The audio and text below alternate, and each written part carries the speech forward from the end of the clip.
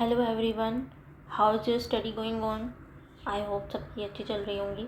ठीक है, तो मेरा नाम ज्योति कंसल है और मैं आपको एमएससी का जो ये आपका टॉपिक है लीनियर अलजेब्रा में वेक्टर स्पेसेस, इसके बारे में मैं आपको डिटेल में पढ़ाऊँगी। ठीक है ना। ये सब नोट्स हैं मेरे, आप इनको अच्छे से स्टडी कर सकते हो, बहुत अच्छे डीपली आपको अच्छे से समझ में आ जाएगा। ठीक है, तो आज हम वेक्टर स्पेसेस की कुछ प्रॉपर्टीज़ पढ़ते हैं और वेक्टर स्पेसेस क्या होता है इसके बारे में हम लोग पढ़ते हैं। ये कुछ टॉपिक्स हैं, कीवर्ड्स हैं जो आप पढ़ेंगे इसमें कि vectors in R N space, vector space क्या होता है, सब स्पेस क्या होता है वेक्टर स्पेस का, spanning sets and linear independence के बारे में पढ़ेंगे, बेसिस एंड डायमेंशन पढ़ेंगे, rank of a matrix and systems of linear equation, coordinates and changes of basis, ये सब हम पढ़ने वाले हैं इस टॉपिक में। ठीक है, तो स्टार्ट करते हैं सेशन को। ठीक है, तो सबसे पहले मैं आपको थोड़ा सा ओवरव्यू दे देती हूँ। ठीक है, कि वेक्टर स्पेस होता क्या है। देखो, वेक्टर्स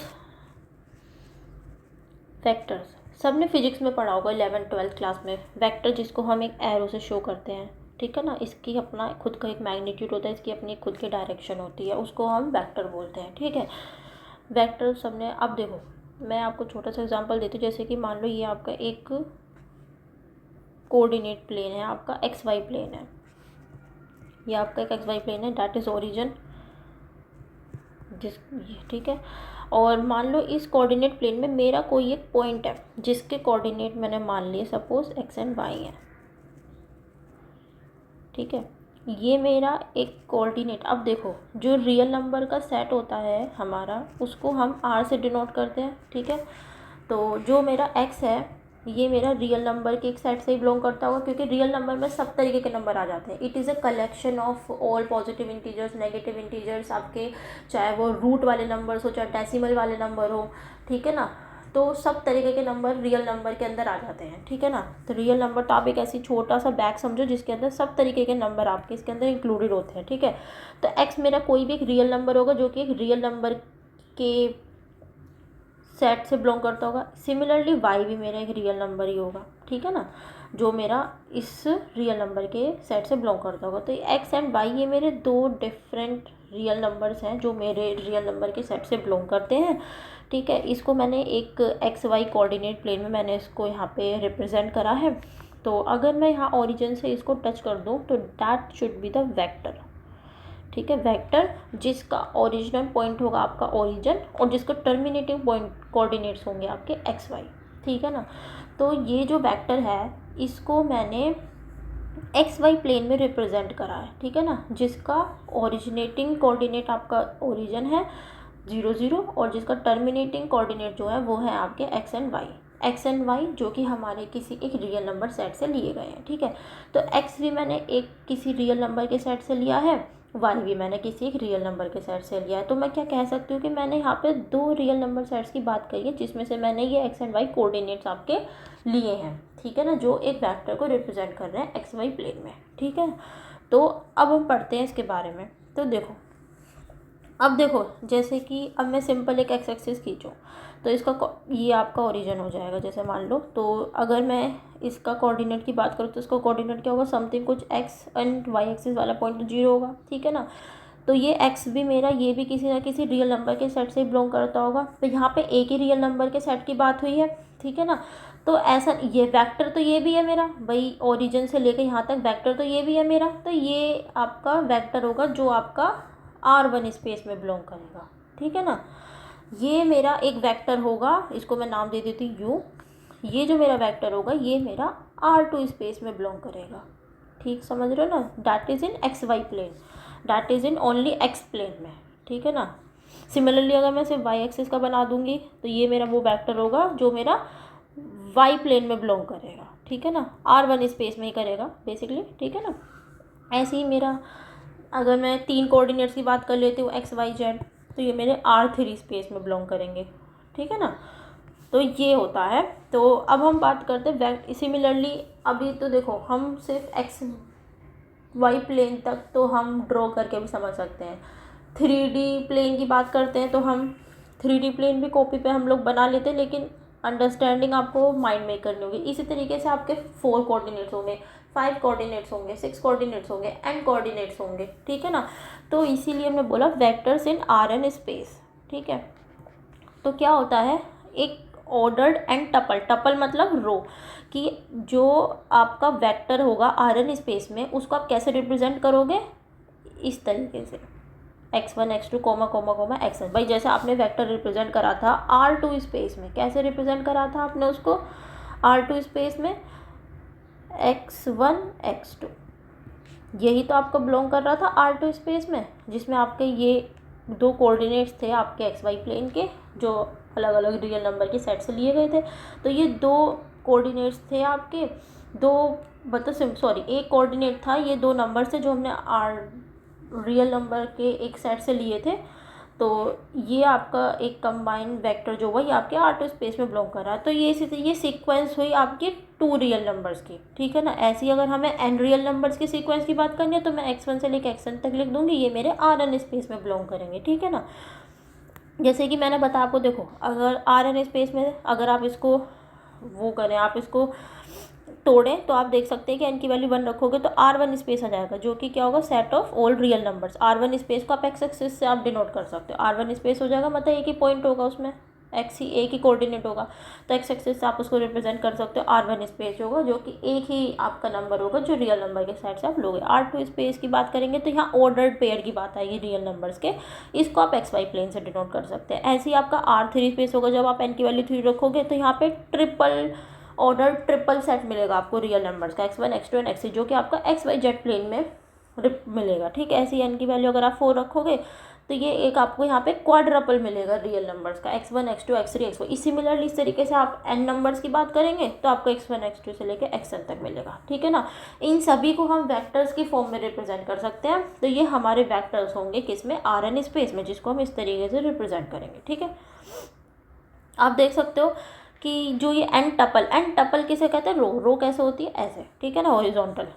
तो जो एन टपल है हमारा x1 x2 से लेकर xn तक, इसको हम Rn स्पेस में ही, ये हमारा कोई एक पॉइंट ही होगा जो हमारा किस में होगा, Rn स्पेस में होगा। भाई जैसे कि हमारा एक्स वाई पॉइंट था, ये पॉइंट तो था हमारा R2 स्पेस में, मतलब कि एक्स वाई प्लेन में। सिमिलरली x1 से लेकर xn तक ये हमारा जो एन टपल है, जो इसको हम बोल रहे हैं, ये हमारा एक पॉइंट होगा, एक कोऑर्डिनेट होगा हमारा Rn स्पेस में, ठीक है ना। Rn स्पेस में किसी एक वेक्टर का कोऑर्डिनेट होगा ये, जहाँ पे एक्साइज मतलब कि जहाँ पे आई की वैल्यू 1 रखी, फिर आई की वैल्यू 2 रखी, आई की वैल्यू 3 रखी, ये उसके कोऑर्डिनेट्स होंगे। जैसे कि यहाँ पे x1 x2 मैंने लिखा, तो मैं इसको एक्साइज करके लिख सकती हूँ, जहाँ पे आई की वैल्यू आप 1 2 3 4 नेचुरल नंबर्स रखते हैं, तो आई की वैल्यू 1 रखूँगी तो x1 हो जाएगा, इक्वल 2 रखूँगी तो x2 हो जाएगा।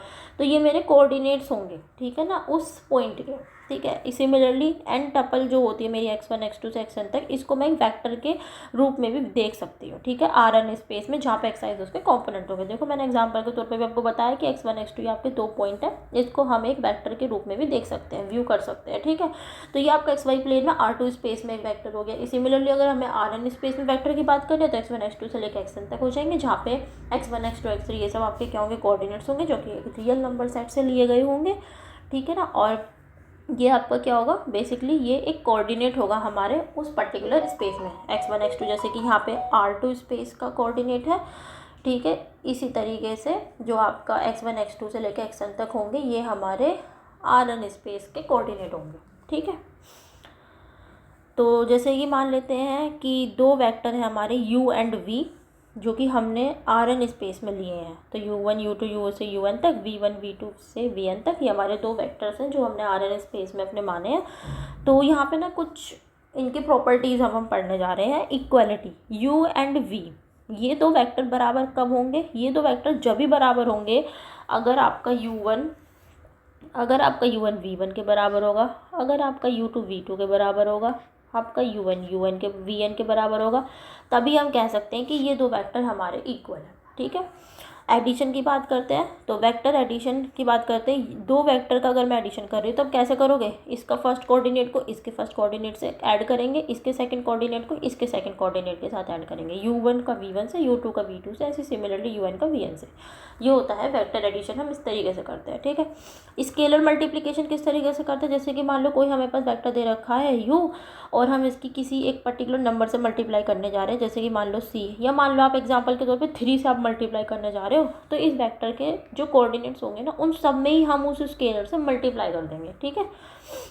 जो सम होता है दो वेक्टर्स का और जो स्केलर मल्टीपल होता है एक वेक्टर का Rn में, इसके ये हमारे दो स्टैंडर्ड ऑपरेशंस होते हैं किसी भी वेक्टर स्पेस Rn में, ठीक है ना।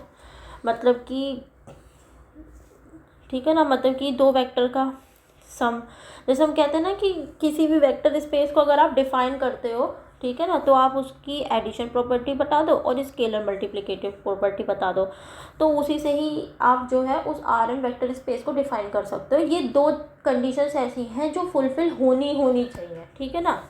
हाँ, आगे आप एग्जाम्पल्स के उसमें ही समझोगे। अब देखो, अगर आपको किन्हीं दो वेक्टर का डिफरेंस निकालना हो तो मान लो कोई वेक्टर है हमारा v, मान लो कोई वेक्टर है, तो हम कैसे डिफरेंस निकालेंगे, आप इसको ऐसे लिख सकते हो ना, u प्लस माइनस का 1v, ऐसे भी लिख सकते हो। तो इसमें मतलब बेसिकली हमें करना क्या होगा कि जैसे कि u हमारा एक वेक्टर है, u1 u2 u3 u4, इस तरीके से हमारा वेक्टर है। ऐसे सिमिलरली v हमारा वेक्टर है, v1 v2 v3 v4, इसी तरीके से ही हमारा वेक्टर चल रहा है। तो हम u1 माइनस वी1 करेंगे, u2 माइनस वी2। सिमिलर जैसे हमने एडिशन में करा था कि फर्स्ट कोऑर्डिनेट का फर्स्ट कोऑर्डिनेट से एडिशन, सिमिलरली यहाँ पे फर्स्ट कोऑर्डिनेट का फर्स्ट कोऑर्डिनेट से डिफरेंस लेंगे सिमिलरली, ठीक है। जीरो वेक्टर किसे बोलते हैं, जिसमें हर एक कोऑर्डिनेट उसका जीरो ही हो, जिसको हम ओरिजिन भी बोलते हैं, ठीक है ना, ओरिजिन भी बोलते हैं, ठीक है। जीरो से ही इसको रिप्रेजेंट किया जाता है। अब जैसे कि मान लो वेक्टर को आप रिप्रेजेंट कैसे करोगे, जैसे कि मान लो u आपका एक वेक्टर है, u1 u2 u से u1 तक Rn स्पेस में, तो इसको रिप्रेजेंटेशन करने का क्या तरीका होता है, ये एक तरीके से आपकी 1 क्रॉस n की रो मैट्रिक्स होती है। अगर आपको रो वेक्टर की फॉर्म में रिप्रेजेंट करना है तो 1 क्रॉस n की, मतलब 1 क्रॉस n की मैट्रिक्स को समझते हो ना, ये आपका रोज को दिखाता है, ये आपका नंबर ऑफ कॉलम्स को दिखाता है। तो रो एक ही होगी, कॉलम्स आपके इसमें n होंगे, ठीक है ना। और यहाँ पे u1 u2 से लेकर u1 तक, इसको आप रो वेक्टर के रूप में आप इसको एक 1 क्रॉस n की रो मैट्रिक्स में भी रिप्रेजेंट कर सकते हो, या फिर n क्रॉस 1 की कॉलम मैट्रिक्स में भी आप इसको इस तरीके से रिप्रेजेंट कर सकते हो, ठीक है। जो ऑपरेशंस होते हैं आपके मैट्रिक्स एडिशन के या स्केलर मल्टीप्लिकेशन के, ये सेम रिजल्ट आपके देंगे जो आप वेक्टर ऑपरेशंस से करते हो ना। सिमिलरली इस तरीके से देखो कैसे, जैसे कि मान लो आपने देखो ये आपका वेक्टर है, जैसे आपने u और v, ये दो वेक्टर हैं, इन दोनों का आप एडिशन कर रहे हो। ये आपने u एक वेक्टर मान लिया, v एक वेक्टर मान लिया, इसका एडिशन करोगे तो फर्स्ट कोऑर्डिनेट का फर्स्ट कोऑर्डिनेट से एडिशन। सिमिलरली इस तरीके से स्केलर मल्टीप्लिकेशन किस तरीके से होता है, एक नंबर की किसी वेक्टर में मल्टीप्लाई कर रहे हो तो हर एक उसके कोऑर्डिनेट में मल्टीप्लाई हो जाती है, ठीक है ना। तो यहाँ पे तो हमने नॉर्मल इस तरीके से वेक्टर लिखे थे, जैसे कोऑर्डिनेट्स के फॉर्म में लिखे थे हमने, वहाँ पे हम वेक्टर एडिशन कर रहे थे, स्केलर मल्टीप्लिकेशन कर रहे थे।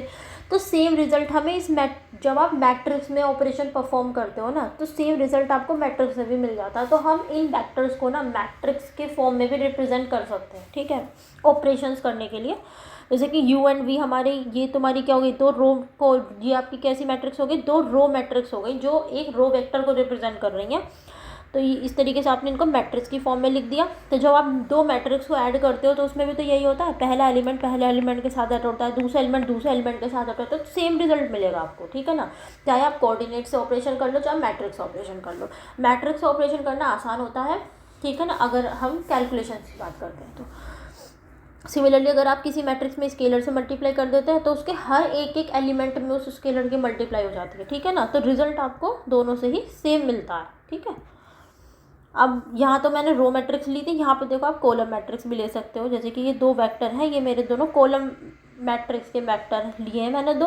तो इसमें भी यही होगा भाई, जब एक सिंगल कॉलम की मेरी मैट्रिक्स है तो इसमें भी हर एक एलिमेंट एक दूसरे से ऐड हो जाएगा। इसका फर्स्ट एलिमेंट इसके फर्स्ट एलिमेंट से ऐड हो जाएगा, इसका सेकंड एलिमेंट इसके सेकंड एलिमेंट से ऐड हो जाएगा। तो रिजल्ट हमें सब में सेम ही मिलेगा, ठीक है, चाहे आप कोऑर्डिनेट में ऑपरेशन परफॉर्म करो, चाहे आप मैट्रिक्स में ऑपरेशन परफॉर्म करो, ठीक है, डन। अब हम कुछ इसकी प्रॉपर्टीज़ के बारे में पढ़ते हैं, vector addition and scalar multiplication की ही प्रॉपर्टीज़ कुछ पढ़ते हैं हम। जैसे कि मान लेते हैं 3 वेक्टर हमने ले लिए हैं Rn स्पेस में, और c और d हमने 2 स्केलर्स मान लिए, ठीक है। अब देखो u प्लस v, दो वेक्टर का मैं एडिशन कर रही हूँ। ये भी मेरा, जैसे मान लो u और v, ये मेरा 2 वेक्टर हैं जो कि Rn स्पेस में बिलोंग करते हैं। तो इन दोनों का एडिशन जो होगा वो भी मुझे एक वेक्टर देगा जो मेरा Rn स्पेस में बिलोंग करेगा। ये हम बोलते हैं closure property under the vector addition, ठीक है। ये तो सिर्फ समझने की चीज़ें हैं, जिससे कि जब हम आगे चल के क्वेश्चंस करेंगे ना तो उसमें ये चीज़ काम आएंगे। u प्लस v, जब दो वेक्टर को अगर आप इस अलाइनमेंट में ऐड करते हो, पहले u को ऐड रखते हो फिर v को रख के ऐड करते हो, तो अगर आप v प्लस यू भी करोगे ना तब भी रिजल्ट आपको सेम मिलेगा। तो ये होती है कम्यूटेटिव प्रॉपर्टी, ठीक है। और जैसे मान लो हमने u v और w तीन आपने वेक्टर्स ले रखे हैं, u और v को पहले ऐड कर रहे हो, फिर उसके रिजल्ट पे आप w को ऐड कर रहे हो, तो सेम रिजल्ट मिलेगा आपको। u को पहले वी डब्ल्यू को ऐड करके फिर आप उसके रिजल्ट को यू से ऐड करते हो, तब भी आपको सेम रिजल्ट मिलता है। तो ये होती है एसोसिएटिव प्रॉपर्टी, ठीक है। अगर आप किसी वेक्टर को जीरो वेक्टर के साथ ऐड करते हो तो आपको वही वेक्टर वापस मिल जाता है, ये होती है एडिटिव आइडेंटिटी, ठीक है। अगर आप किसी वेक्टर को उसके नेगेटिव वेक्टर से ऐड करते हो तो आपको जीरो वेक्टर मिल जाता है। वही सीधी सी बात है, क्योंकि जैसे कि मान लो आपका कोई वेक्टर है, उसके कोऑर्डिनेट्स आपने 2 3 रख रखे हैं, फिर कोई दूसरा वेक्टर उसके कोऑर्डिनेट्स हमने -2 -3 रखते हैं, तो आप दोनों के इंडिविजुअल एलिमेंट को ऐड करोगे तो ये 0 0 हो जाएगा, तो आपको इससे क्या मिलेगा, जीरो वेक्टर मिल जाएगा, ठीक है। इसी सिमिलरली अगर आप इस वेक्टर को जीरो वेक्टर के साथ ऐड कर दोगे तो आपको जो है सेम यही वेक्टर मिल जाएगा, ठीक है ना। स्केलर कि अगर आप किसी वेक्टर से मल्टीप्लाई करते हो तो वो भी एक हमें वेक्टर ही मिलता है और वो भी आपका Rn स्पेस में ही बिलोंग करता है, ठीक है। सिमिलरली अगर आप किन्हीं दो वेक्टर का एडिशन करते हो और उसमें स्केलर की मल्टीप्लाई करते हो तो ये रिजल्ट किसके बराबर होगा, अगर आप उस स्केलर की इंडिविजुअल वेक्टर में मल्टीप्लाई करके भी ऐड करते हो, तो ये डिस्ट्रीब्यूटिव प्रॉपर्टी होती है स्केलर मल्टीप्लिकेशन की, ठीक है। फिर आप मान लो कि दो स्केलर को आपस में ऐड करके फिर आप उस वेक्टर से मल्टीप्लाई कर रहे हो, तो ये भी बराबर होगा अगर आप इन अलग अलग स्केलर की वेक्टर में मल्टीप्लाई करके ऐड करो, तो ये भी एक डिस्ट्रीब्यूटिव प्रॉपर्टी होती है आपकी, ठीक है ना। तो ये सब सेटिस्फाइड होंगी, ये बाय थ्योरम सेटिस्फाइड है, ठीक है। पहले आप किसी एक वेक्टर की मल्टीप्लाई कर रहे हो स्केलर से, फिर जो रिजल्ट आता है फिर उसमें आप दूसरे स्केलर से मल्टीप्लाई करते हो, तो वो बराबर होगा कि आप पहले दोनों स्केलर को मल्टीप्लाई करके फिर उस वेक्टर से मल्टीप्लाई कर दो, ठीक है। 1 की अगर आप किसी वेक्टर में मल्टीप्लाई करते हो तो आपको वही वेक्टर आपको मिल जाता है, ठीक है ना। तो ये मल्टीप्लिकेटिव आइडेंटिटी प्रॉपर्टी होती है, ठीक है ना। तो यहाँ पे आप देख सकते हो सिर्फ प्रॉपर्टी 1 और प्रॉपर्टी दैट इज़ 1 and 6, इन दोनों प्रॉपर्टीज़ को छोड़ के ये जो प्रॉपर्टीज़ बाकी जितनी भी हैं आपकी वेक्टर एडिशन की, स्केलर मल्टीप्लिकेशन की, ये एक तरीके से सब मैट्रिक्स एडिशन और जो स्केलर मल्टीप्लिकेशन होता है वहीं से ही इनहेरिट प्रॉपर्टीज़ हैं आपकी, ठीक है ना। क्योंकि हम इन सब वेक्टर्स को Rn स्पेस में मैट्रिसेस में भी हम अरेंज कर सकते हैं। आप देख सकते हो कि ये चीज़ तो मैट्रिक्स में भी प्रॉपर्टी आपकी फॉलो होती है नहीं। हाँ,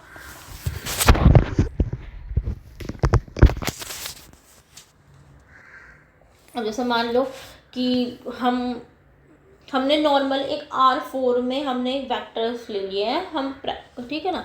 जैसे कि मान लो मैंने एक U वेक्टर ले लिया आपका R4 स्पेस में, तो 4 कोऑर्डिनेट्स होंगे उसके, ठीक है। मैंने एक और वेक्टर ले लिया R4 स्पेस में, एक और वेक्टर ले लिया R स्पेस में, ये आपके कोऑर्डिनेट्स हैं उस वेक्टर के, ठीक है। R4 स्पेस में मुझे ये चीज़ सॉल्व करनी है जो मेरे को ये दे रखा है। तो देखो x क्या दे रखा है मेरे को, 2u, जहाँ पे क्या है वेक्टर माइनस के v प्लस 3w, ये v एंड ये जो बोल्ड में है ना आपके ये वेक्टर्स हैं, ठीक है। तो देखो इसको मैं कैसे लिख सकती हूँ भाई, ये जो माइनस, देखो ये माइनस है एक तरीके से, ये -1 ही है यहाँ पे, तो ये डिस्ट्रीब्यूट हो जाएगा, तो ये 2u माइनस के v माइनस के 3w हो जाएगा। अब देखो u की वैल्यू मेरे को ऊपर दे रखी थी, u की वैल्यू मेरे को ऊपर दे रखी थी 2 माइनस के 1 5 एंड 0, ठीक है। इसमें मैं स्केलर की मल्टीप्लाई कर रही हूँ 2 से, ठीक है। तो ये आपका 2 हर एक नंबर से मल्टीप्लाई हो जाएगा, 4 -2 हो जाएगा, 10 हो जाएगा और ये 0 हो जाएगा। तो वही चीज़ यहाँ पे लिखी हुई है, ठीक है। उसके बाद ये माइनस का साइन था, ये v vector as it is हमें लिखना था, यहाँ पे कोई स्केलर से मल्टीप्लिकेशन नहीं था तो हमें डायरेक्ट लिखते 4 3 1 -1, ठीक है। उसके बाद फिर यहाँ पे जो w वेक्टर हमें गिवन था उसमें हमें 3 स्केलर से मल्टीप्लाई करनी थी, तो ये मैंने माइनस को मैंने बाहर ही रखा, जब मैं 3 को मल्टीप्लाई करूँगी तो 6 3 18, यहाँ पे 3 2 6 हो जाएगा, यहाँ पे 0 हो जाएगा, 3 3 9, तो मेरा ये बन के आ गया। अब हम क्या करेंगे, ऑपरेशंस करेंगे, तो हर एक के पहले पहले कोऑर्डिनेट को हम एक साथ लिखेंगे ना, जैसे 4 लिखा, फिर ये -4 है क्योंकि, ठीक है, ये +18 है, तो ये एडिशन हो जाएगा भाई। जैसे एडिशन करते थे हम किन्हीं दो का, तो पहला कोऑर्डिनेट को पहले के साथ ऐड करते थे, दूसरे को दूसरे के साथ ऐड करते थे, ठीक है ना। तो अब यहाँ पे 3 वेक्टर है तो क्या हो गया, सबके पहले पहले के जो ऑपरेशन होंगे वो हमारा पहला कोऑर्डिनेट बनाएंगे रिजल्टेंट वेक्टर का। तो 4, ये -4 है, माइनस माइनस प्लस ये 18 है, ठीक है। ऐसे ही -2 -3 एंड दैट इज +6, सॉरी -6, ठीक है। फिर ये आपका 10, आप समझ रहे हो ना, 10, फिर ये -1 -G1 एंड 0, ठीक है। मतलब इस 4 का ऑपरेशन इस हिस्से को मैं करके बता रही थी, वैसे तो आप लोग कर लोगे इतना तो, ठीक है ना। देखो ये 4 था, सबके हम लोग इंडिविजुअल सबके हम फर्स्ट वाले लेंगे, तो जो रिजल्टेंट वेक्टर हमें मिलेगा, तो रिजल्टेंट वेक्टर का जो हमारा फर्स्ट कोऑर्डिनेट होगा ना, वो इन सबके फर्स्ट एलिमेंट पे लगाए गए ऑपरेशन से मिलेगा। तो ये 4 हो जाएगा, ये -4 हो जाएगा, और ये माइनस माइनस प्लस 18 हो जाएगा, ठीक है। फिर दूसरा होगा, ये -2 था, ये आपका -3 था, और ये आपका -6 हो जाएगा। इससे मेरे को सेकंड कोऑर्डिनेट मिलेगा रिजल्टेंट वेक्टर का, ठीक है। एक तरीके से जब हम, क्योंकि देखो हम जो ये ऑपरेशंस लगाएंगे वेक्टर में, उससे जो हमें फाइनल वेक्टर मिलेगा, उससे जो हमें फाइनल मिलेगा वो भी एक वेक्टर ही होगा R4 स्पेस में, ठीक है। फिर इस वक्त को लेंगे, जो 10 हो जाएगा, ये 1 हो जाएगा, आपका माइनस में 1 होगा, ठीक है। और ये आपका 0 है तो कोई मतलब ही नहीं, ठीक है ना, आप लिख भी सकते हो, नहीं भी लिख सकते हो। फिर उसके बाद आपका यहाँ पे ये 0 हो जाएगा, माइनस माइनस प्लस 1 हो जाएगा, और ये आपका यहाँ पे -9 हो जाएगा। आप इसको सॉल्व करोगे तो देखो 1 2 3 4, ये आपको एक रिजल्टेंट वेक्टर मिल गया जो कि आपका R4 स्पेस में ही बिलोंग करता है, ठीक है ना। तो ये तो खैर सिंपल ऑपरेशन है, ये तो सिर्फ प्रॉपर्टी समझने वाली बात थी। ऐसे यहाँ पे सेकंड क्वेश्चन था आपका, XW 3x + W 2u - के v + x। तो यहाँ पे पहले स्केलर है, तो हर एक स्केलर की हर एक वेक्टर में मल्टीप्लाई करी, 3x + 3w, ये एज इट इज रहने दिया। फिर यहाँ पे 3x, ये जो x वेक्टर था इसको हम यहाँ लिया है, ठीक है, और 2u - के v 3w इधर लिया है। तो यहाँ से इसको डिफरेंस करा तो 2x आ जाएगा, 2u - के v - के 3w। x की वैल्यू कैसे आ जाएगी, u - के, ये 2 से डिवाइड कर देंगे ना सबको, ये 2 से डिवाइड करेंगे तो ये कट जाएगा, यहाँ पे 2 आ जाएगा, यहाँ पे भी 2 आ जाएगा, तो माइनस के हाफ v - के 3/2। अब यहाँ पे v u w की यहाँ पे सब पे वैल्यू रख देंगे, और इसकी और इसकी ऑपरेशन करके हमें ये मिल जाएगा। सेकेंड एलिमेंट पे ऑपरेशन लगा के हमें सेकेंड एलिमेंट मिल जाएगा, सबके थर्ड एलिमेंट पे ऑपरेशन लगा के थर्ड एलिमेंट, और सबके फोर्थ एलिमेंट पे ऑपरेशन लगा के हमें फोर्थ एलिमेंट मिल जाएगा, ठीक है। अब देखो, जो 0 वेक्टर होता है हमारा Rn स्पेस में, ये एडिटिव आइडेंटिटी होती है आपकी, ठीक है ना। जैसे कि आपने देखा कि अगर आप किसी भी वेक्टर को अगर आप 0 वेक्टर से ऐड करते हो ना, तो आपको वही वेक्टर मिल जाता है, मतलब कि उस वेक्टर की जो आइडेंटिटी होती है वो नहीं खोती है, ठीक है ना। इसी वजह से ये एडिटिव आइडेंटिटी भी इसको बोला जाता है, ठीक है ना, Rn स्पेस में। ऐसे ही जो वेक्टर आपका -u होता है, अगर आप किसी वेक्टर को उसी के रिवर्स के साथ आप ऐड कर दोगे, तो ये इसको आपको एडिटिव इन्वर्स मिल जाएगा। एडिटिव इन्वर्स कैसे मिल जाता है कि जैसे भाई देखो, ये u है, u का रिवर्स ही तो है ये, ठीक है ना, और इससे हमें 0 मिल जाता है, नल मिल जाता है, हमें बिल्कुल 0 वेक्टर मिल जाता है। तो इसका मतलब यही तो है कि ये इसका एडिटिव इन्वर्स है, ये इसका इन्वर्स है। अब एक को कुछ थ्योरम और होती हैं आपकी, ये प्रॉपर्टीज हैं आपकी additive identity and additive inverse की। देखो यहाँ पे एक्सप्लेनेशन भी है, और कि जैसे मान लो v आपका एक वेक्टर है जो हमने Rn स्पेस से ले लिया, और c आपका कोई एक स्केलर है, ठीक है। तो ये तो एक थ्योरम होती है ये, कि फॉलोइंग प्रॉपर्टीज अगर आपकी ये ट्रू है, कौन सी, एडिटिव आइडेंटिटी यूनिक होनी चाहिए उस वेक्टर की, ठीक है ना। जैसे कि v + u, अगर आपको v दे रहा है ना, तो इसमें u मस्ट बी 0 वेक्टर, ठीक है ना। ये आपकी कुछ थ्योरम्स भी होती हैं कि जैसे मान लो 2 वेक्टर लिए हैं मैंने, और इन दोनों को ऐड करके मेरे को v मिल रहा है, तो इसका मतलब u क्या है, इसकी एडिटिव आइडेंटिटी है, किसकी, v की। जब इन दोनों को ऐड करके मेरे को v मिल रहा है, इसका मतलब u मेरा मस्ट बी 0 वेक्टर, ठीक है ना। एडिटिव इन्वर्स क्या होता है, v का, वो भी आपका यूनिक होता है। जैसे कि मान लो अगर कोई 2 वेक्टर है, इन दोनों को ऐड करके मेरे को 0 वेक्टर मिल रहा है, तो इसका मतलब क्या होगा कि u मेरा 100% इस v का इन्वर्स वेक्टर है। जब भी दोनों को ऐड करके मेरे को 0 वेक्टर मिल रहा है, तो इससे मेरे को पता चल जाएगा कि जो u है मेरा, वो एडिटिव इन्वर्स है किसका, v वेक्टर का, ठीक है। और क्या होता है कि अगर मैं किसी वेक्टर को 0 से मल्टीप्लाई कर दूँ, 0 स्केलर से मल्टीप्लाई कर दूँ, तो जब 0 के आप किसी भी से भी मल्टीप्लाई करोगे तो आपको 0 मिलता है। तो जो v वेक्टर है मेरा, जैसे कि उसमें कोऑर्डिनेट्स आपके x y z sir something like that, ठीक है। और अगर मैं सम 0 से मल्टीप्लाई करूँगी तो हर एक नंबर पे 0 से मल्टीप्लाई करूँगी तो सब 0 हो जाएंगे, तो उससे मेरे को 0 वेक्टर मिलेगा। सिमिलरली अगर मैं किसी एक स्केलर की 0 वेक्टर में मल्टीप्लाई करूँगी तब भी मेरे को 0 मिलेगा, ठीक है ना। अगर सी वी इज इक्वल टू 0, मतलब कोई वेक्टर है मेरा और उसमें मैं किसी स्केलर से मल्टीप्लाई कर रही हूँ और मेरे को 0 मिल रहा है, तो इसका मतलब क्या होगा, या तो भाई या तो ये मेरा स्केलर ही 0 है या फिर मेरा ये वेक्टर 0 है, दोनों में से कोई एक ही बात होगी। ठीक है भाई, या तो ये मेरा स्केलर 0 होगा या फिर ये मेरा वेक्टर 0 होगा। ठीक है, ऐसे ही मान लो मैंने कोई वेक्टर लिया है -v, मतलब मैंने कोई किसी वेक्टर का इन्वर्स मैंने ले लिया है और मैं उसमें -1 एक अलग से स्केलर से मल्टीप्लाई कर दूँगी, तो मेरे को क्या मिल जाएगा, वो जिस वेक्टर का इन्वर्स है मुझे वो वेक्टर मिल जाएगा इससे। ये तो कॉमन सी बात है, माइनस माइनस प्लस हो जाता है वैसे भी। तो अगर आप किसी एक माइनस वेक्टर में -1 से उसके ही अपोजिट से दोबारा से मल्टीप्लाई कर दोगे तो आपको ओरिजिनल वेक्टर आपका मिल जाएगा। ठीक है ना।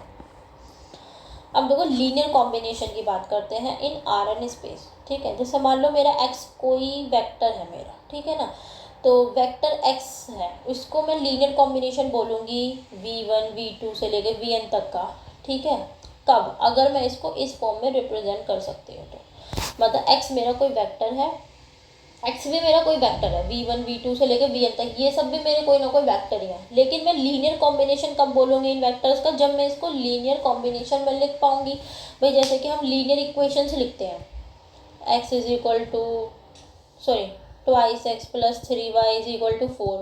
ठीक है ना, तो ये मेरी लीनियर इक्वेशंस ही होती है, इसमें मैं x और y को जो है एक लीनियर कॉम्बिनेशन में लिख पा रही हूँ। ठीक है ना, एक फॉर्म में एक्सप्रेस कर पा रही हूँ। तो सिमिलरली x जो ये मेरा वेक्टर है, इसको मैं इन वेक्टर्स के लीनियर कॉम्बिनेशन में अगर इस तरीके से एक्सप्रेस कर सकती हूँ तो ये हमारा लीनियर कॉम्बिनेशन कहलाता है इन Rn स्पेस। ठीक है, जैसे कि x इज इक्वल टू उसके लिए कोई स्केलर, जैसे ये आपका स्केलर है, ये आपका स्केलर है, यहाँ पे आपके ये वेरिएबल्स होते थे। ठीक है ना, यहाँ पे हमने वेरिएबल्स की जगह वेक्टर डाल दिया, बस इतना ही करा है हमने। ठीक है ना, तो x इज इक्वल टू जैसे कि आपको c1 कोई स्केलर है v1 प्लस c2 v2 से लेकर cn vn तक, जहाँ पे c1 c2 ये सब के क्या होंगे, स्केलर्स होंगे, रियल नंबर्स होंगे। अगर मैं इस फॉर्म में इसको एक्सप्रेस कर सकती हूँ तो फिर मैं कहूँगी कि x जो है इन वेक्टर्स का लीनियर कॉम्बिनेशन है। ठीक है, जैसे कि मान ले एग्जाम्पल के उससे भी समझ लेते हैं, जैसे कि x मेरा ये एक वेक्टर दे रखा है R3 स्पेस में, u मेरा एक वेक्टर दे रखा है, v मेरा एक वेक्टर दे रखा है और w मेरा एक वेक्टर दे रखा है R3 स्पेस में। मेरे को ना इस x वेक्टर को u v और w की लीनियर कॉम्बिनेशन में एक्सप्रेस ये हो रहा है, तो मेरे को ये जो स्केलर्स हैं, भाई स्केलर्स भी तो होंगे, तो इन स्केलर्स की मेरे को वैल्यू बतानी है क्या होगी। ठीक है ना, देखो अब आप देख सकते हो यहाँ पे कि आपका जो ये वेक्टर है आपका ये वाला, देखो इन्होंने क्या करा है, यहाँ पे मैं यहीं लिख देती हूँ। चलो देखो, हमने इसी इक्वेशन को ले लिया क्योंकि इसने बोला कि x जो है इन u v w के लीनियर कॉम्बिनेशन में लिखा जा रहा है, हमें तो सिर्फ इन स्केलर्स की वैल्यू निकालनी है। ठीक है, तो देखो x is equal to A U plus B V plus C W था, तो जो u वेक्टर है इसमें मैंने a स्केलर से मल्टीप्लाई करी ना, तो यहाँ पे a स्केलर से मल्टीप्लाई करो। कैसे मल्टीप्लाई करोगे, ठीक है, प्लस बी स्केलर की मैं मल्टीप्लाई कर रही हूँ v वेक्टर में, -1 1 एंड 2, प्लस सी स्केलर की मैं मल्टीप्लाई कर रही हूँ w वेक्टर में 3 1 एंड 2। तो मैं कैसे लिखूँगी, a की 0 में 0 हो जाएगा। ठीक है, यहाँ पे मेरा यहाँ पे ये मेरे को मिल जाएगा, यहाँ पे आपका a प्लस के 4 है। ठीक है, फिर मेरे को मिल जाएगा, जब मैं इसको ऐड करूँगी तो मेरे को इसमें मिल जाएगा आपका माइनस के b और डैट इज प्लस b और ये हो जाएगा 2b। ठीक है, ऐसे जब मैं इसमें मल्टीप्लाई करूँ तो मेरे को 3c प्लस के c प्लस के 2c, यही सब तो मिल जाएगा मेरे को मल्टीप्लाई करके। ठीक है, देखो यहाँ पे मैं 0 भी लिख देती हूँ कि a की वैल्यू 0 से मल्टीप्लाई होती है ना, तो ये 0 आएगा। एक्चुअली मैंने ये प्लस गलत लगा दिया, ये यहाँ पे कोमा ही होगा क्योंकि मैं मल्टीप्लाई कर रही हूँ ना, तो ये मेरे को एक वेक्टर ही मिलेगा ना। प्लस करूँगी फिर यहाँ पे माइनस के भी ये कोमा है, ये कोमा है। ठीक है, फिर यहाँ प्लस करूँगी, ये 3c है एंड दैट इज। ठीक है, अब मैंने ये राइट हैंड साइड लिया था, इस तरीके से सॉल्व करा। अब ये मेरा x वेक्टर के बराबर है, मेरे को x वेक्टर भी दिया हुआ है -1 -2 एंड -2। ठीक है, तो आप देख सकते हो कि इसके सबके फर्स्ट कोऑर्डिनेट इसके फर्स्ट कोऑर्डिनेट के बराबर होंगे, मतलब कि माइनस के b प्लस के 3c इस कोऑर्डिनेट के बराबर होगा। सिमिलरली आपका ये a प्लस के बी प्लस के सी, आपका इसके सेकंड कोऑर्डिनेट के बराबर होगा -2। सिमिलरली आपका ये 4a plus 2b plus 2c, ये आपका इस -2 के बराबर होगा, इसके थर्ड कोऑर्डिनेट के बराबर होगा। ठीक है ना, क्योंकि पता है ना आपको कि ये जब ये वेक्टर इसके बराबर है तो इसका मतलब क्या होता है, कोई भी वेक्टर अगर u is equal to V, अगर ये कोई वेक्टर बराबर है तो इसका मतलब क्या होगा, इसका हर एक कोऑर्डिनेट इसके हर एक कोऑर्डिनेट से बराबर होगा। पहला कोऑर्डिनेट इसके पहले कोऑर्डिनेट से बराबर होगा, दूसरा कोऑर्डिनेट इसके दूसरे कोऑर्डिनेट से बराबर होगा। तो वही हमने करा, जब हम इन सब वेक्टर को ऐड करेंगे तो कैसे करते हैं, सबके पहले एलिमेंट का ऐड करा तो उस समय पहला कोऑर्डिनेट मिला, सबके दूसरे एलिमेंट को ऐड करा उससे दूसरा कोऑर्डिनेट मिला, सबके तीसरे एलिमेंट को ऐड करा उस समय थर्ड कोऑर्डिनेट मिला रिजल्टेंट वेक्टर का। अब ये जो है इसके, क्योंकि x के बराबर है तो इसका पहला इसके पहले के बराबर होगा, इन सब का पहला इसके पहले के बराबर होगा, इन सब का तीसरे का सम इसके तीसरे के बराबर होगा। ठीक है, अब ये यहाँ से हमें ये 3 इक्वेशन बन गई। अब नॉर्मल इक्वेशन तो आप लोग सॉल्व कर ही लोगे, नॉर्मल इक्वेशन से आपको ए बी सी की वैल्यू मिल जाएगी। ठीक है ना, तो ए बी सी की जब वैल्यू मिल जाएगी, ए बी सी की वैल्यू आप यहाँ पुट कर दीजिए तो आपको ये वेक्टर मिल जाएगा। एक्स को हम इस तरीके से यू वी डब्ल्यू के लीनियर कॉम्बिनेशन में हमने रिप्रेजेंट कर दिया। ठीक है,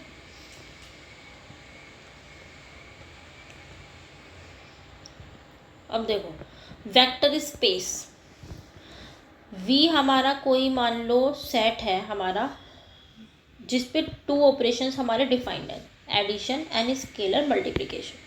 ठीक है ना, अब मान लो अगर हमारे ये 10 एक्सियम्स हैं हमारे ये, अगर हमारे 10 एक्सियम सेटिस्फाइड होते हैं हर एक एलिमेंट के लिए जो आपका इस वी सेट में बिलोंग करेगा, ठीक है ना, और हर एक स्केलर के लिए जो कि एक रियल नंबर होगा सी एंड डी, तो वी को हम वेक्टर स्पेस बोलते हैं।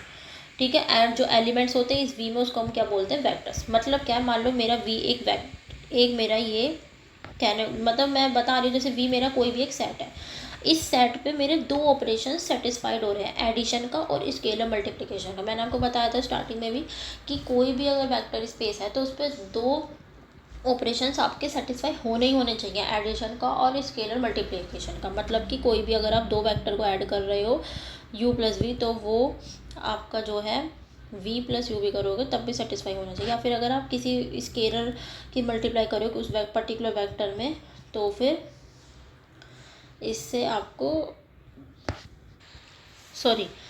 u plus V is equal to V plus U नहीं, ये तो कम्यूटेटिव प्रॉपर्टी हो गई। मतलब क्या है कि कोई हमें एक वेक्टर स्पेस दे रखा है v, एक सेट दे रखा है जिसपे हमने 2 ऑपरेशन डिफाइंड करे हैं। जैसे कि मान लो हम किन्हीं 2 वेक्टर को ऐड कर रहे हैं यहाँ पे, और हम किसी स्केलर की मल्टीप्लाई कर रहे हैं किसी पर्टिकुलर वेक्टर में, तो किस तरीके से करेंगे, उसके हर एक एलिमेंट में हम c से मल्टीप्लाई कर देंगे।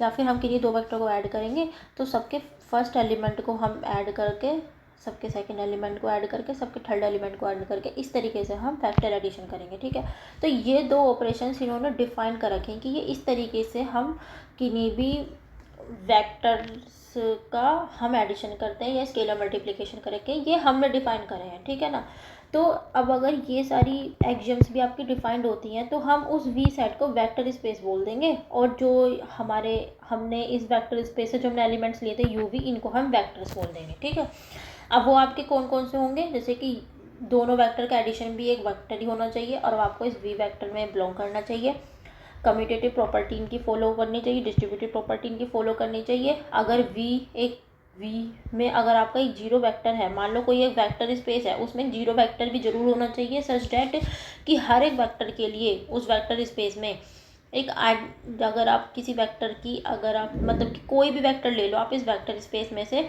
उस वेक्टर का अगर आप 0 वेक्टर के साथ एडिशन कराओगे तो आपको वही वेक्टर मिले। ठीक है ना, तो उस वेक्टर स्पेस में एक ना एक 0 वेक्टर जरूर होना चाहिए, तभी वो वेक्टर स्पेस ही जब कहलाया जाएगा जब आपकी ये कुछ प्रॉपर्टी सेटिस्फाई हो जाएंगी कि अगर 2 वेक्टर लो तो उनका एडिशन भी उस वेक्टर स्पेस में होना चाहिए, उनकी कम्यूटेटिव प्रॉपर्टी फॉलो करनी चाहिए, डिस्ट्रीब्यूटिव प्रॉपर्टी वो फॉलो करनी चाहिए, उनके जो एलिमेंट्स हैं आपस में, और उसके अंदर एक 0 वेक्टर भी जरूर होना चाहिए। ठीक है ना, सच डैट कि आप कोई भी वेक्टर उठा लोगे अगर उस वेक्टर स्पेस वाले सेट वी में से, तो 0 वेक्टर्स अगर आप किसी भी वेक्टर को ऐड करते हो तो आपको आइडेंटिटी वेक्टर ही आपको मिले। ठीक है, वही वेक्टर आपको मिल जाए। ठीक है ना, और हर एक वेक्टर के लिए जो आपका वी में बिलोंग करता है एक ऐसा वेक्टर भी जरूर, मतलब कि उस वेक्टर स्पेस में हर एक वेक्टर का एडिटिव इन्वर्स भी होना चाहिए, हर एक वेक्टर का एक एक आइडेंटिटी वेक्टर भी होना चाहिए, वो कि क्या होगा, जीरो वेक्टर। ठीक है, कम्यूटेटिव प्रॉपर्टी, डिस्ट्रीब्यूटिव प्रॉपर्टी, सभी वेक्टर्स अगर वो फॉलो कर रहे हैं, हर एक वेक्टर का एडिशन उस वेक्टर स्पेस में है, तभी हम उस वेक्टर स्पेस को, तभी हम उस वी सेट को वेक्टर स्पेस बोलेंगे। ठीक है, स्केलर मल्टीप्लिकेशन वाली क्या प्रॉपर्टी है, ये 5 स्केलर प्रॉपर्टी चाहिए। जैसे कि मान लो कोई एक वेक्टर यू, अगर आप इसमें किसी स्केलर से मल्टीप्लाई करते हो तो ये भी एक वेक्टर ही बन जाता है।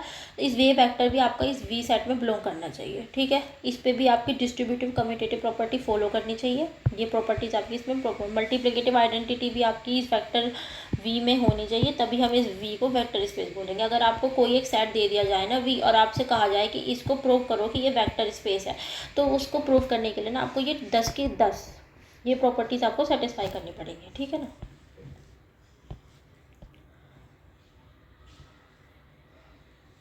देखो सीधी सी बात है, जो वेक्टर स्पेस होता है उसमें आपकी 4 एंटिटीज होती हैं। कौन कौन सी, एक तो सेट ऑफ वेक्टर्स, वेक्टर्स होते हैं उस वेक्टर स्पेस में, वेक्टर्स उसके एलिमेंट्स होंगे। ठीक है ना, रियल नंबर स्केलर्स का सेट होगा उसके अंदर, और आपके 2 ऑपरेशंस। ठीक है ना, वी मान लो आपका कोई भी एक सेट है वेक्टर्स का, सी मान लो कोई भी एक स्केलर है। ठीक है, यू एंड वी आपके 2 वेक्टर्स हैं। ठीक है, इन दोनों का एडिशन, वेक्टर एडिशन, या फिर आपने मान लो सी एक आपने स्केलर मान लिया और यू आपने एक वेक्टर मान लिया, तो स्केलर मल्टीप्लिकेशन।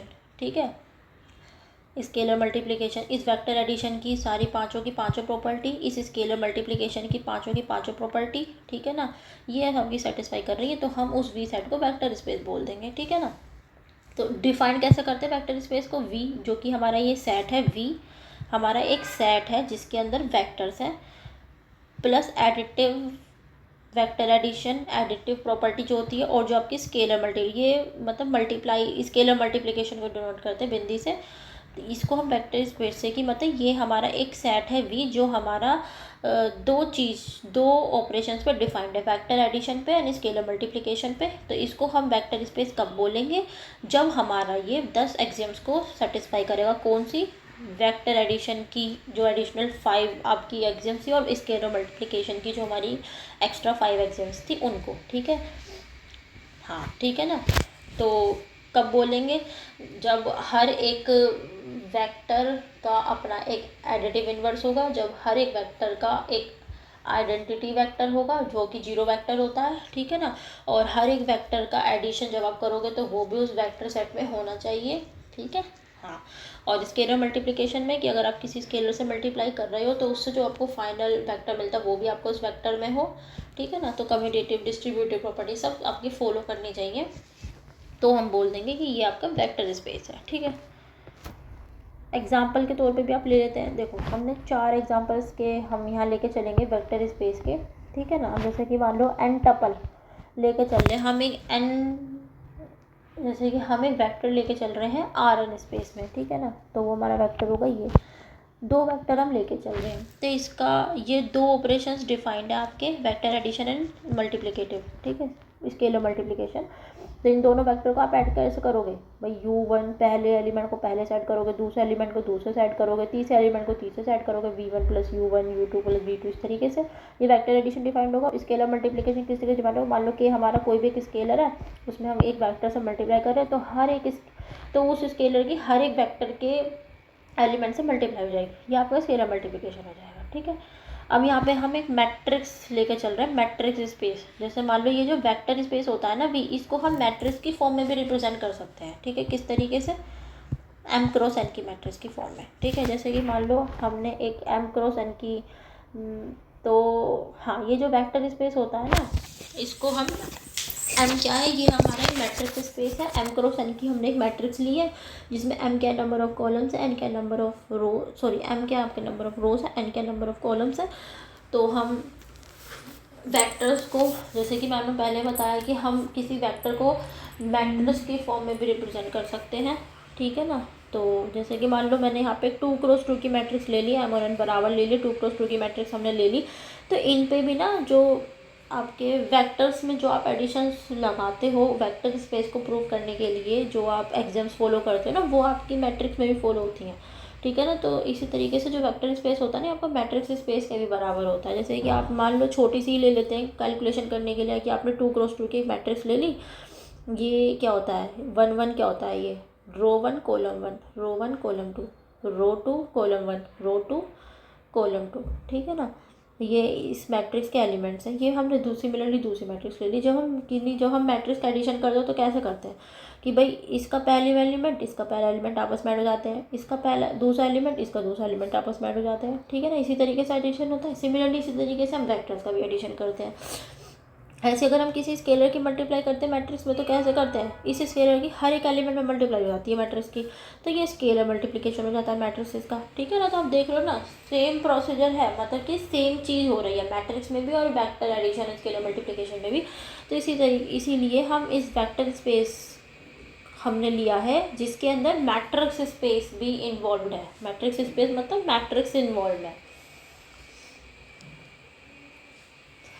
nth डिग्री और लेस पॉलिनोमियल स्पेस की बात करें, जैसे कि मान लो वेक्टर स्पेस है हमारा किसका, पॉलिनोमियल का, ठीक है ना।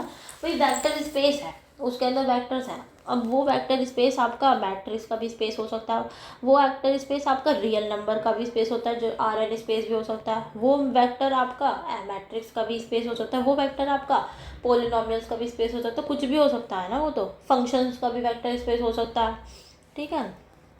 भाई अभी तक तो हम Rn की बात कर रहे थे, Rn स्पेस की बात कर रहे थे, जहाँ पे R क्या था, रियल नंबर था। हमने जो ये हमारे वेक्टर्स थे ना इसके हर एक कोऑर्डिनेट क्या थे, रियल नंबर थे, तो इस वजह से ये Rn स्पेस था। भाई आप XY प्लेन में ले रहे हो तो 2 कोऑर्डिनेट हो जाते थे आपके U1 U2, आप n स्पेस में ले रहे हो तो U1 U2 से लेकर U1 तक हो जाएगा, ठीक है ना। तो ये आपके कुछ एग्जांपल्स हैं वेक्टर स्पेस के, ठीक है। और ये सब आपकी 10 के 10 एक्सियम सेटिस्फाई करते हैं जब भी हम इनको वेक्टर स्पेस भी बोलते हैं, ठीक है। अब ये हम वेक्टर स्पेस ले रहे हैं किसका, मैट्रिसेस का।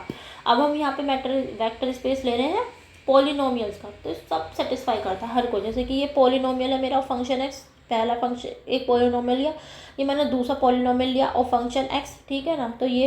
तो जब हम इन दोनों पॉलिनोमियल का ऐड करेंगे तो कैसा मिलता है, पॉलिनोमियल क्या होता है, जैसे कि आपका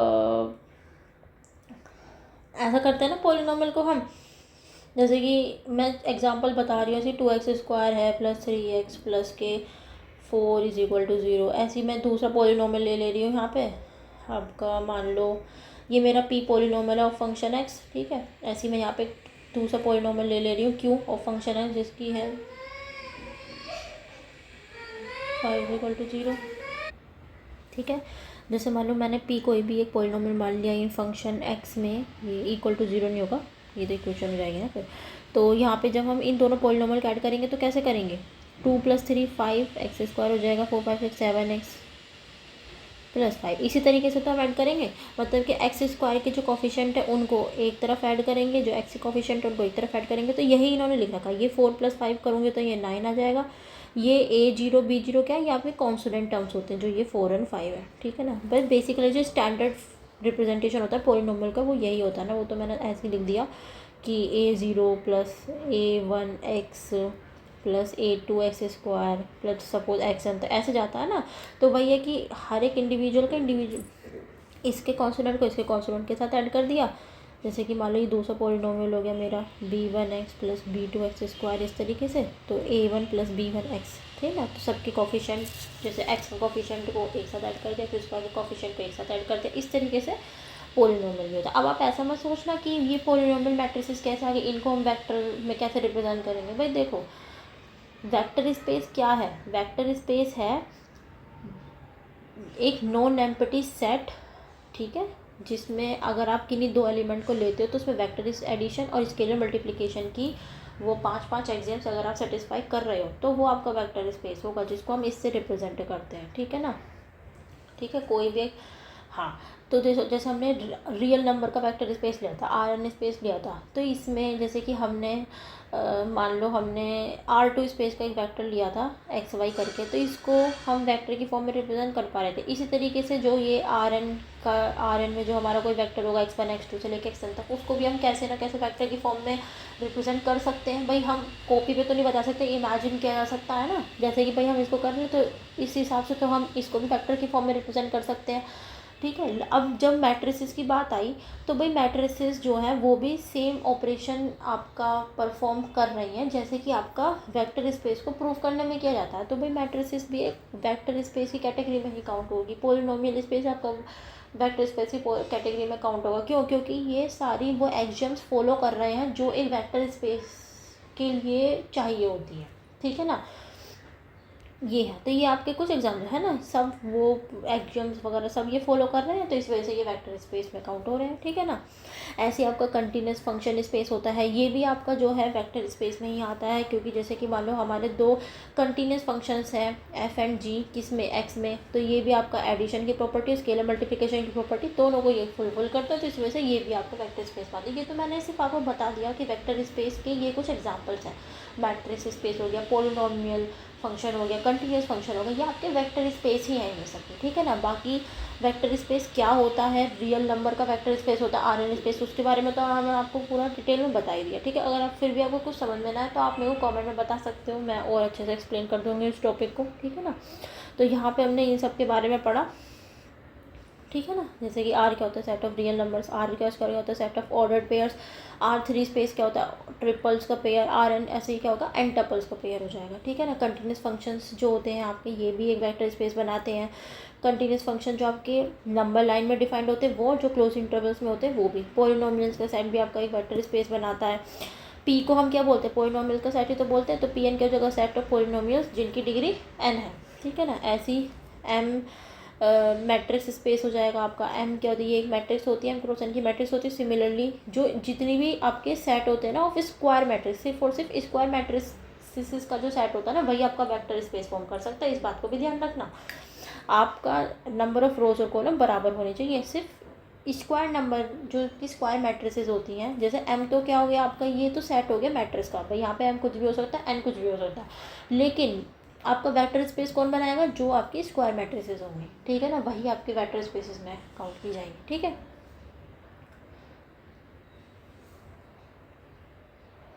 अब देखो, जैसे मान लो हमारे पास कोई सेट है और हमें ये बताना है कि ये वेक्टर स्पेस नहीं है। कोई भी हमारे पास सेट दिया हुआ है और हमें ये बताना है कि वो वेक्टर स्पेस नहीं है। तो इसके लिए ना सिर्फ एक एक्सियम भी अगर आपकी सेटिस्फाई नहीं होती है तब भी हम ये कह देंगे कि ये वेक्टर स्पेस नहीं। क्योंकि वेक्टर स्पेस होने के लिए वो 10 की 10 एक्सियम सेटिस्फाई होनी बहुत ही ज़्यादा ज़रूरी है, मतलब अर्जेंट है। एक भी नहीं है तो वेक्टर स्पेस वो नहीं कहलाएगा। ठीक है। जैसे कि मान लो सेट ऑफ ऑल इंटीजर्स, ये आपका वेक्टर स्पेस नहीं होता है। जैसे कि मान लो 1 है, एक इंटीजर है, ये आपका वेक्टर स्पेस में बिलोंग करता है। 1/2 मान लो ये हमारा एक रियल नंबर है और स्केलर है। जब हम 1/2 स्केलर की इस वेक्टर में मल्टीप्लाई करेंगे तो हाफ मिलेगा, जो कि जैसे कि हमें पता है ना स्केलर मल्टीप्लिकेशन फुलफिल नहीं हो रही ना, जब हम किसी स्केलर को वेक्टर से मल्टीप्लाई करते हैं तो वो भी तो उससे जो हमें फाइनल वेक्टर मिलता है वो भी तो आपको उस वेक्टर स्पेस में होना चाहिए। वेक्टर स्पेस की डेफिनेशन तो यही कहती है ना। तो हम सेट ऑफ ऑल इंटीजर्स ले रहे हैं, वी हमारा एक वेक्टर स्पेस है जिसमें सब इंटीजर्स हैं हमारे। ठीक है ना। तो 1 एक इंटीजर जो इस वेक्टर स्पेस में बिलोंग करेगा। अब मैंने एक रियल नंबर स्केलर ले लिया, जैसे कि मैंने 1/2 ले लिया। तो 1/2 की अगर मैं इस वेक्टर में मल्टीप्लाई करूँगी, इस 1 में मल्टीप्लाई करूँगी तो 1/2 मिलेगा मेरे को, जो कि एक नॉन इंटीजर होगा और वो इस वेक्टर स्पेस में बिलोंग नहीं करेगा। तो इसका मतलब क्या हुआ कि सेट ऑफ ऑल इंटीजर्स मेरा इस वेक्टर वो वेक्टर स्पेस नहीं है मेरा। ठीक है ना। इसी तरीके से सेट ऑफ ऑल जितने भी सिर्फ और सिर्फ सेकंड डिग्री के पॉलिनोमियल फंक्शंस होते हैं ना, सिर्फ और सिर्फ सेकंड डिग्री के पॉलिनोमियल फंक्शंस, वो भी आपका वेक्टर स्पेस नहीं होते हैं। ठीक है ना। हाँ, सिर्फ सेकंड डिग्री के पॉलिनोमियल फंक्शन, जैसे कि कोई भी मान लो मेरा पॉलिनोमियल फंक्शन है x², सेकंड डिग्री का पॉलिनोमियल फंक्शन है। इसी तरीके से मैंने एक और ले लिया, ये भी मेरा एक सेकंड डिग्री का पॉलिनोमियल फंक्शन है। जब आप एडिटिव प्रॉपर्टी सेटिस्फाई नहीं करेंगे क्योंकि x² से x² यहाँ पे कैंसिल आउट हो जाएगा, तो ये मेरा लीनियर पॉलिनोमियल फंक्शन हो जाएगा, जो कि मेरे इस वेक्टर स्पेस में बिलोंग ही नहीं करेगा। ठीक है ना। तो सिर्फ सेकंड डिग्री का पॉलिनोमियल फंक्शन जो होते हैं वो भी आपका वेक्टर स्पेस नहीं होते, और सेट ऑफ ऑल इंटीजर जो होते हैं वो भी आपका वेक्टर स्पेस नहीं होते हैं। ठीक है ना। तो अब आप समझ गए होंगे कि वेक्टर स्पेस को प्रूव करने के लिए जो एडिटिव प्रॉपर्टी और स्केलर मल्टीप्लिकेशन, ये दो प्रॉपर्टी सेटिस्फाई होनी मस्ट है। ठीक है ना। सबसे पहले तो यही दो होनी मस्ट है, और अगर ये दो होती है तो फिर जो अनदर 5 इनमें एक्सियम्स थे वो सेटिस्फाई होने अगर ज़रूरी है। अगर वे सेटिस्फाई होते तो आप उसको वेक्टर स्पेस बोलोगे। ठीक है। पॉलिनोमियल फंक्शन भी आपका nth डिग्री का जो पॉलिनोमियल होता है ये भी आपका वेक्टर स्पेस बनाता है। ठीक है ना। लेकिन हाँ, ठीक है ना। वो तो फिर देखो जो आपको पोलिनोमियल दिया जाता है क्वेश्चन में, उसी के बिहाफ पे आप बताओगे कि ये पोलिनोमियल का सेट आपका वेक्टर स्पेस बना रहा है नहीं बना रहा। भाई जैसे कि मैंने आपको बताया कि जो ये सेकंड डिग्री का पोलिनोमियल फंक्शन है ये आपको वेक्टर स्पेस नहीं बनाता, नहीं बना सकता। ये तो हमने एग्जाम्पल के तौर पर लिए हैं यहाँ पे कि भाई देखो इस कंडीशन में आ गए ये पोलिनोमियल जो है वेक्टर स्पेस नहीं बना पा रहे, क्योंकि इनके एडिशन से हमें लीनियर पोलिनोमियल मिल रहा है, ठीक है ना। ये सब अब जैसे मान लो हमारा वेक्टर है R2 स्पेस का, ठीक है ना, एक्स वाई प्लेन का ऑर्डर्ड पेयर हमने लिए हैं, set of all ordered pairs of real number, ठीक है ना। तो ये भी इसमें हमें क्या करना था, हमें इसमें वेरीफाई करना था कि ये भी हमारा वेक्टर स्पेस नहीं है। कैसे, देखो वेक्टर एडिशन हमने करा, ऐसे ही तो हो जाता है, स्केलर मल्टीप्लिकेशन इस तरीके से हो जाता है। तो हमें ये बताना है कि जो वेक्टर स्पेस होता है हमारा R2 स्पेस का, ये भी हमारा जो है सभी ऑर्डर्ड पेयर्स के लिए हमारा ये वेक्टर स्पेस नहीं होता है, कुछ ही ऑर्डर्ड पेयर्स के लिए वेक्टर स्पेस होता है। एग्जांपल के तौर पे आप देख सकते हो, देखो this kind of setting can satisfy the first 9 axioms. देखो हाँ, मतलब 10 एक्सियम्स होते हैं ना, आपकी 9 की 9 एक्सियम्स ही सेटिस्फाई कर रहा है, लेकिन सिर्फ 10th एक्सियम है उसको ये सेटिस्फाई नहीं कर पा रही, जो कि कौन सी होती है आपकी मल्टीप्लिकेटिव आइडेंटिटी वाली जो एक्सियम होती है। कैसे, ये मैंने एक वेक्टर ले लिया जो मेरा R2 स्पेस में बिलोंग करता है, ठीक है ना, इसकी मैं स्केलर से मल्टीप्लाई कर रही हूँ, किससे, 1 से, 1 से मल्टीप्लाई कर रही हूँ ना मेरे को। तो फिर यहाँ पे आपको, ठीक है, तो देखो ये हमने एक क्वेश्चन लिया था जहाँ पे हमने R2 स्पेस का हमने एक वेक्टर स्पेस माना था। इसमें ना ये देखो जो हमारी वेक्टर एडिशन और जो स्केलर मल्टीप्लिकेशन जो ये ऑपरेशंस होते हैं ये हमारे डिफाइंड होते हैं, ठीक है ना। हर किसी क्वेश्चन में आपको कुछ किसी तरीके से डिफाइन किया जाएगा, किसी क्वेश्चन में आपको किसी तरीके से डिफाइन किया जाएगा। जैसे कि यहाँ पे वेक्टर एडिशन डिफाइन करा गया है, हमने ये 2 वेक्टर लिए हैं R2 स्पेस से, तो उसको हमने इस तरीके से डिफाइन करा है। स्केलर मल्टीप्लिकेशन दिया है जिसमें हम स्केलर मल्टीप्लाई कर रहे हैं एक वेक्टर में, तो ये हमने यहाँ पे स्केलर मल्टीप्लिकेशन को डिफाइन करा है। ये दैट इज़ अ क्वेश्चन। आप ऐसा मत सोचो कि अगर हम मल्टीप्लाई करें तो CU1 CU2 होता है, ये आपका स्टैंडर्ड स्केलर मल्टीप्लिकेशन की डेफिनेशन होती है। लेकिन यहाँ पे ये लोग जो है नॉन स्टैंडर्ड डेफिनेशन लेके चल रहे हैं, मतलब ये मान के चल रहे हैं। ये तो एक क्वेश्चन है, क्वेश्चन में हम अपनी इच्छा से वेक्टर स्पेस चूज़ करेंगे और साफ साफ लिखा होता है कि ये ऑपरेशंस डिफाइंड होते हैं, तो हम अपनी इच्छा से कुछ भी डिफाइन कर सकते हैं। तो यहाँ पे इन्होंने स्केलर मल्टीप्लिकेशन की ये डेफिनेशन इन्होंने डिफाइन करी है। तो अगर आप यहाँ देखोगे ना, तो इसमें अगर आप मल्टीप्लाई करोगे तो आपको तो ये मिल रहा है, अब आना तो ये चाहिए, लेकिन तो ये इसके बराबर नहीं है। तो इसका मतलब क्या हुआ कि ये वाला सभी ऑर्डर्ड पेयर्स के लिए ये भी आपका वेक्टर स्पेस नहीं होता है, ठीक है। डिफाइंड ऑन दीज 2 कंडीशंस पे ये आपका वेक्टर स्पेस नहीं है। अब यहाँ पे आपकी ये कुछ प्रॉपर्टीज आती हैं additive identity and additive inverse वाली। जैसे कि मान लो V कोई भी एक एलिमेंट है, तो कोई वेक्टर है इन वेक्टर स्पेस V में, मान लो C कोई भी एक स्केलर है, तो एडिटिव आइडेंटिटी की प्रॉपर्टी होती है ना कि, और एडिटिव इन्वर्स की कि मान लो कोई 0 स्केलर है, अगर आप उसकी वेक्टर V से मल्टीप्लाई करो तो आपको 0 वेक्टर ही मिलना चाहिए। किसी स्केलर की 0 वेक्टर से मल्टीप्लाई करो तब भी आपको 0 वेक्टर मिलना चाहिए। किसी स्केलर की वेक्टर V से मल्टीप्लाई कर रहे हो और वो 0 मिल रहा है, तो इसका मतलब क्या, या तो स्केलर 0 या फिर वो वेक्टर 0 है, ठीक है ना। या फिर अगर आप किसी एक वेक्टर में -1 से मल्टीप्लाई कर देते हो तो आपको उसका इन्वर्स वेक्टर मिल जाता है, ठीक है ना। ये यहाँ पे कुछ आपका प्रूफ भी है, देखते हैं। देखो ये तो इन्होंने, मैं आपको बताऊँ, ये इन्होंने जो है, मैंने यहाँ पे जो है जो आपकी वो होती है ना, मतलब इसको हमें प्रूव करना है कि ये भी एक थ्योरम होती है ना कि उसको हम वेक्टर स्पेस बोलेंगे अगर आपका एडिटिव आइडेंटिटी ना एडिटिव इन्वर्स भी उसके अंदर है। क्योंकि मैंने आपको बताया था कि कोई भी वेक्टर स्पेस, कोई भी सेट V वेक्टर स्पेस कब कहलाएगा, जब उसके अंदर एडिटिव आइडेंटिटी ना एडिटिव इन्वर्स भी इंक्लूडेड होंगे, ठीक है ना। तो ये चीज़ देखते हैं। देखो हमने यहाँ पे बोला था ना ये वाला 0V is equal to 0 vector, तो देखो 0 स्केलर है, हमने कोई एक पर्टिकुलर वेक्टर लिया, उसमें हम इसकी मल्टीप्लाई कर रहे हैं, ठीक है ना। देखो कैसे, अब हम 0 की बात करते हैं तो हम इसको इस तरीके से लिख सकते हैं C प्लस माइनस C हमने कोई भी स्केलर मान लिया, क्योंकि कैंसिल आउट करेगा तो 0 ही आ जाना है फिर भी, क्योंकि यहाँ पे 0 हमने स्केलर के रूप में लिया है ना, रियल नंबर के उसमें लिया है ना। तो C इसको हम C प्लस माइनस C भी तो लिख सकते हैं इस तरीके से, क्योंकि कैंसिल करके 0 हो जाएगा, तो हम लिख सकते हैं इसको इस तरीके से, वेक्टर भी हो जाएगा। अब इस C की इस B में मल्टीप्लाई कर दी, माइनस C की इस B में मल्टीप्लाई कर दी, तो CV इज इक्वल माइनस के CV हो जाएगा, भाई इस सी की स्केलर, ये भी स्केलर मल्टीप्लिकेशन होता है, अगर आप स्केलर की वेक्टर मल्टीप्लाई करो तो सी भी हो जाएगा। तो यहाँ से आप देख सकते हैं जब आप इन दोनों को ऐड करोगे तो आपको जीरो वेक्टर ही मिलेगा, तो ये प्रूव हो गई, ठीक है।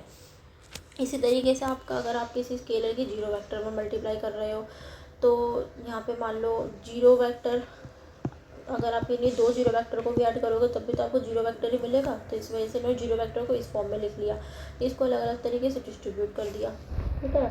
अब जो ये सी जीरो, अगर आप माइनस सी की भी मल्टीप्लाई करोगे जीरो वेक्टर में तब भी आपको जीरो वेक्टर ही मिलेगा। तो यहाँ पे मैंने माइनस सी कर दिया, यहाँ पे इसको माइनस सी भी लिखेंगे तब भी वही बात पड़ जाएगी, ठीक है। तो इस तरीके सी जीरो प्लस के माइनस सी जीरो दोनों साइड हो जाएगा। तो इससे भी ओवरऑल आपको जो है ना ये प्रॉपर्टी भी आपकी सेटिस्फाई हो जाएगी, क्योंकि जीरो की तो आप चाहे पॉजिटिव स्केलर से मल्टीप्लाई करो चाहे नेगेटिव स्केलर से मल्टीप्लाई करो, आना जीरो ही है, ठीक है ना। तो ये सब चीज़ें हैं, ये आप प्रूफ देख सकते हैं, ज़्यादा हार्ड नहीं है ये प्रूफ, ठीक है ना। तो इसमें बस इतनी इन्होंने बेसिक प्रॉपर्टी जो ये 3-4 आपकी थ्योरम है ना इसको ही प्रूफ करके दिखाया है, ठीक है ना। तो यहाँ से आपका ये वेक्टर स्पेस कंप्लीट होता है, जिसमें हमने वेक्टर स्पेस के बारे में पढ़ा था, एन स्पेस के बारे में पढ़ा था, मैट्रिक्स स्पेस के बारे में पढ़ा था, polynomial space and function space के बारे में हमने थोड़ा बहुत ओवरव्यू लिया था, ठीक है। आई होप आप सबको समझ में आया होगा। कल को मैं आपको सब स्पेस पढ़ाऊँगी वेक्टर स्पेस का, कि किसी भी वेक्टर स्पेस का सब स्पेस क्या होता है, ठीक है ना। सब स्पेस बस एक तरीके से समझो, जो ये मान लो भी कोई भी वेक्टर स्पेस है तो इसका ही एक छोटा सा पार्ट हम इसका निकाल लेते हैं तो उसको ही हम सब स्पेस बोलते हैं। तो जो कंडीशन वेक्टर स्पेस आपकी फॉलो कर रहा है वही आपकी कंडीशन सब स्पेस भी फॉलो करेगा। वो अपने आप में भी एक वेक्टर स्पेस होना चाहिए, पर क्योंकि ये इसका ही एक एक्सट्रैक्शन है तो इस वजह से हम इसको सब स्पेस बोल देते हैं, ठीक है ना। जो वेक्टर स्पेस आपकी 10 एक्सियम्स फॉलो करता है वही आपको सब स्पेस को भी 10 एक्सियम्स आपकी फॉलो करनी पड़ेंगी। सब स्पेस अपने आप में भी एक वेक्टर स्पेस आपका होना चाहिए, और क्योंकि ये कुछ इसका एक्सट्रैक्शंस होता है भाई, जैसे कि Rn स्पेस है, इसमें से अगर हम R2 देखें तो ये इसका एक्सट्रैक्शन ही तो है। तो R2 क्या, ये अपने आप में भी एक वेक्टर स्पेस है, ये भी अपने आप में एक वेक्टर स्पेस है। क्योंकि R2 इसका ही एक एक्सट्रैक्शन है तो R2 को हम Rn का सब स्पेस बोल देते हैं, ठीक है ना। अगर हम यहाँ पे बात कर रहे हैं स्टैंडर्ड डेफिनेशन की, ठीक है ना। अगर आप नॉन स्टैंडर्ड डिफाइन करते हो डेफिनेशन को, जैसे कि ऊपर वाले क्वेश्चन में करी थी, तो उस केस में फिर आपको एग्जाम्स लगा के चेक करना पड़ता है कि ये इस ऑपरेशंस में ये आपको वेक्टर स्पेस होगा या नहीं होगा, ठीक है। आप सबको समझ में आया होगा आई होप, ठीक है। अब कल को मैं आपको सब स्पेस के बारे में पढ़ाऊँगी, सब स्पेसेस के बारे में। काफ़ी बड़ी पीपीटी है ये भी, इसमें भी बहुत कुछ है, अभी हो जाएगा धीरे धीरे करके, चीज़ें इतनी हार्ड नहीं है, थोड़ा थोड़ा करके समझेंगे तो सब आसानी से हो जाएगा, ठीक है ना। ये सब टॉपिक मैंने MSc फर्स्ट सेमेस्टर में पढ़े थे मैंने ये, ठीक है ना। और ये उसी के बेसिस पे ये पीपीटी भी मेरी तभी की बनी हुई है ये भी, ठीक है। तो कल को से हम सब स्पेस स्टार्ट करते हैं। Thank you, take care, bye bye.